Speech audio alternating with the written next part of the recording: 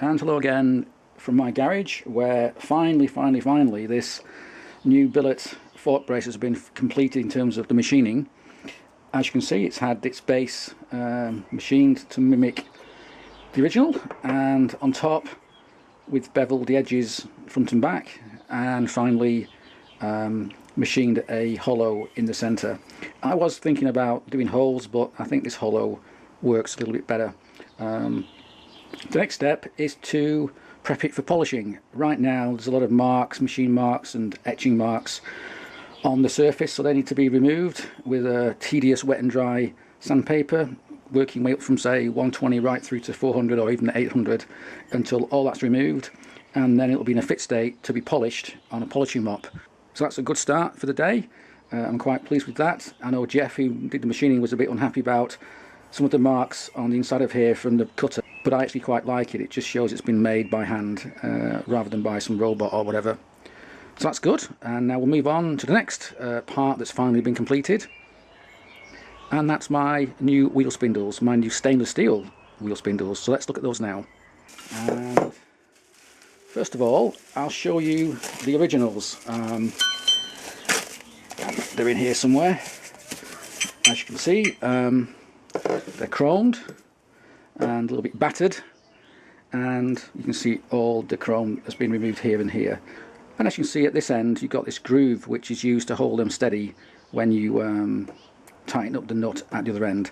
Now that's not a particularly good idea, I don't think, because most folks won't have the exact sized, I don't know, screwdriver or tool to actually hold that steady. So as you can see, they're looking very tired.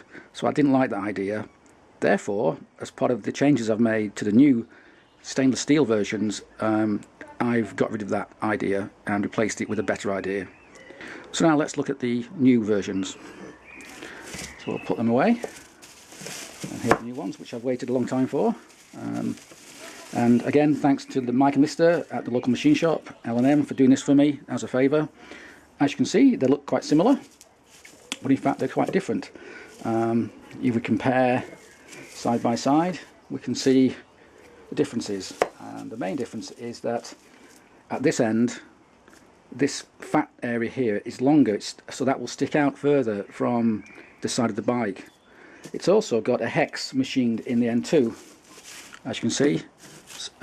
So I'm replacing these grooves, which don't really work too well, I don't think, with a hex, which makes it much easier to grip without damaging it. Now the reason why I've made them longer than standard, as you can see here, it's a little bit longer, it sticks out a wee bit more, is because that way I can actually use a paddock stand on the front and back a lot easier.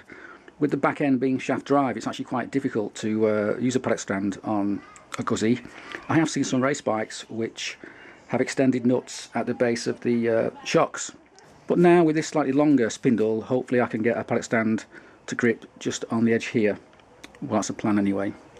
So now I just need to make sure they fit okay and that the standard nut will go on that new thread. And here's the nut, and here's a special beveled washer which has to go on first. So let's just see if he fits, and they do. And let's just see, and now we need to see if this thread has been cut correctly. Hopefully it has, and yes, it certainly has. Absolutely perfect, goes on with no problem at all, so I'm quite pleased with that. And let's just check the other one. I can't actually find my second nut yet, it must be in a box somewhere. So let's just use this same nut again. And yeah, absolutely perfect.